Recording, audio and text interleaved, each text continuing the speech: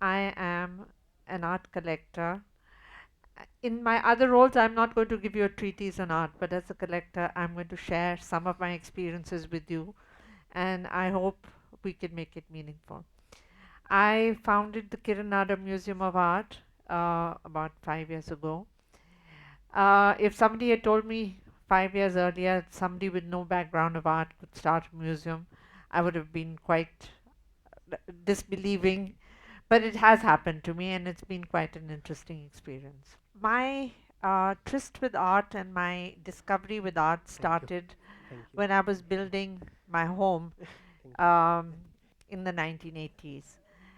But somewhere along the line, when I started building my collection, I also realized that art does not have to only be owned by somebody to enjoy it. Anybody who gets involved in viewing art can enjoy art. Art is an experience to be shared and to be enjoyed not just individually but also collectively. So I thought, why not share my collection and put it into a public space where in the public domain it can be enjoyed by all. And this is how the museum was born, and this is how we set about setting up the Kiran Museum of Art. The my journey with art started, like I said, when I was setting up my house, and I had an experience by meeting some of the artists which I'd like to share with you. The first artist who I met was Manjeet Bawa. I visited his studio in Gari, and he played the tabla for me. I mean, we spent an evening together. He played the tabla for me, and one of his friends sung. And we started a friendship which lasted for many years. Manjeet then painted a work for me, which is still part of the collection, and it is one of his most seminal works and one of his most important works. The next person who painted for the home was M.F. Hussain.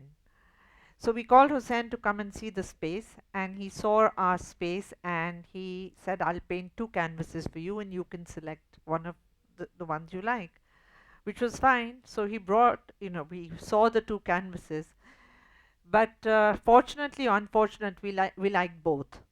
But there was a problem. We couldn't afford both. So we worked out an arrangement with him where we paid him on installment basis, and he was very gracious. He accepted the installments from us. Uh, I made many friends while buying art, but I would now like to share with you an experience of experiencing art, which is going to come with sharing one of the works of art that I bought for my home. The work on view is Rameshwar Broota's Runners. Rameshwar Broota's Runners is not the normal kind of work that you think one would buy for a home. It was an unusual selection. Sometimes you have a vision of what you like in your home. It is made up of, sort of a space you decide that I'm going to have a work of art here, it's going to be aesthetic, it's going to have this, that. But you go and see a work of art and you're completely bowled over. And that's what happened to me when I saw Runners. It's a very strong work, somber, um, monochromatic, and it's got three panels of the male nude. So I discussed with an artist and I decided to buy it. And then I went home and I told my husband, I showed him the image and I told him that I've decided to buy this work. And he was horrified. And he said, you're buying a male nude, you've got a young daughter, where are we going to put this painting? I mean, you must be crazy. No, no, no way. So I said, okay, now what to do? But I've decided we have to go to the artist and we have to explain the situation to him. So we drove to the artist studio and went up, and Shiv took one look at the painting and he said, wow, we have to get this painting. So it was a complete turnaround, and I just want to explain how things change. Experiencing art itself makes a huge difference, and when one sees the work of art, it's a different experience. Rameshwar Broota works with a different technique. He doesn't work with a paintbrush. He works with a blade, and he etches out the paint out of the painting which he has sprayed. And with that, he is able to form the sinews, the muscles, the various aspects of the human body.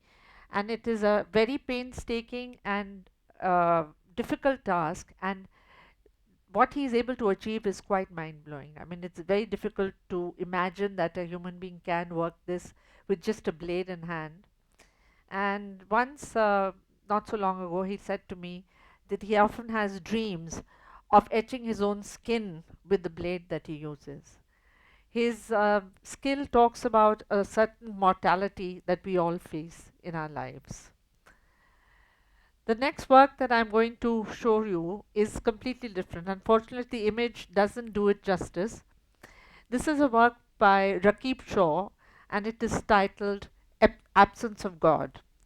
It is made up of enamel, glitter, rhinestones, and it's got a jewel beguiling kind of texture. It is completely, when you see it, you're completely mesmerized. It looks like a piece of jewelry.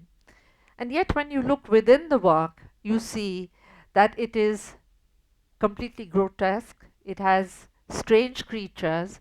It has creatures that are attacking each other, that are drawing blood, their swords, and they are scavengers eating the meat of human flesh.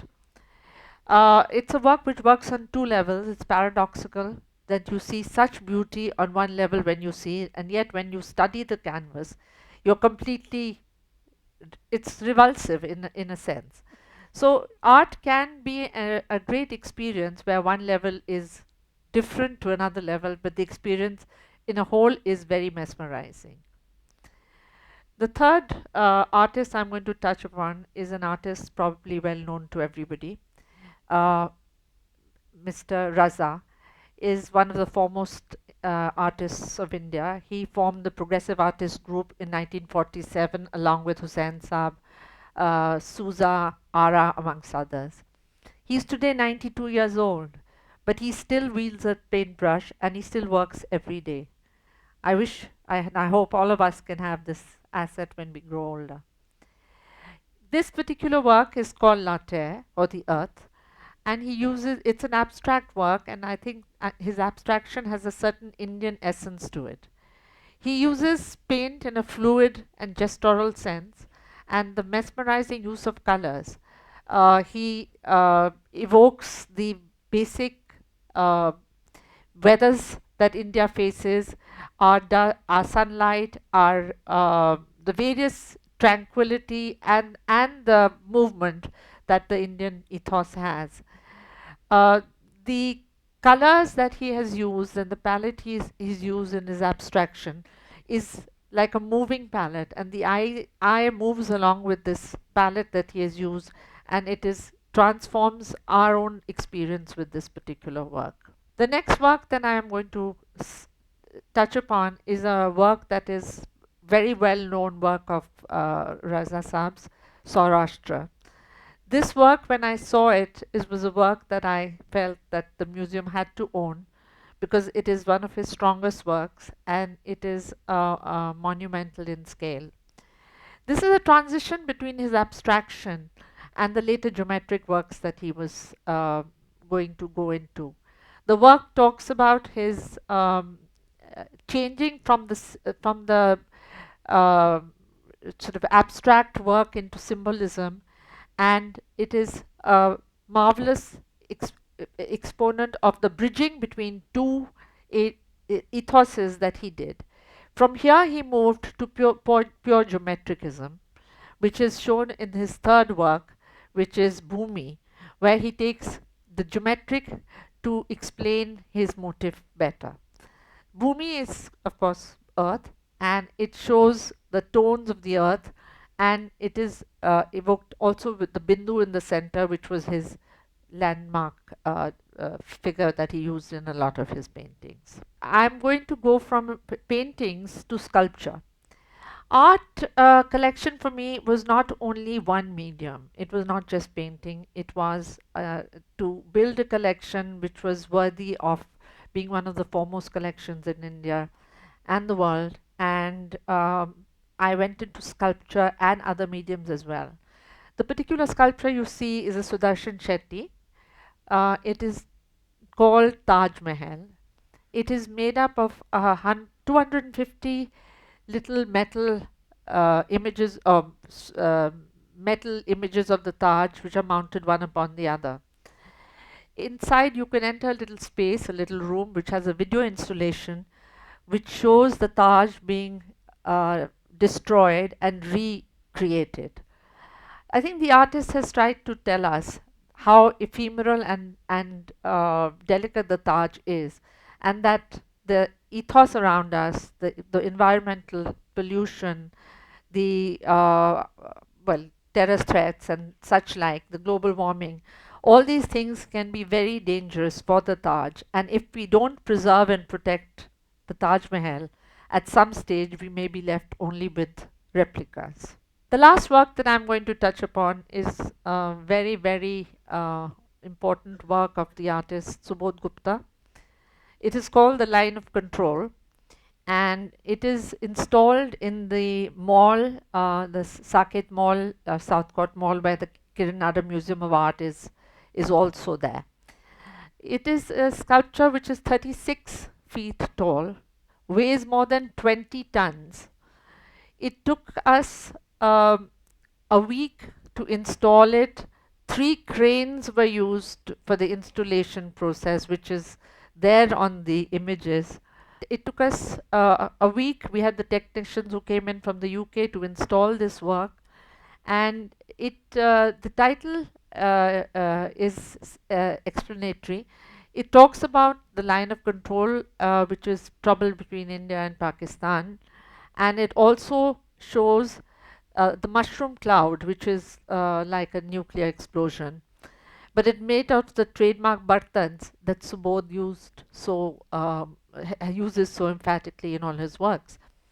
It also shows a few other paradoxes, like India shining, where on the one side India is shining, on the other there are empty bartans, or the rapid growth of consumerism with the line of control being on the other side. So Subodh has played with many metaphors in his works, and this particular work is something that is completely worth having a look at. Thank you very much.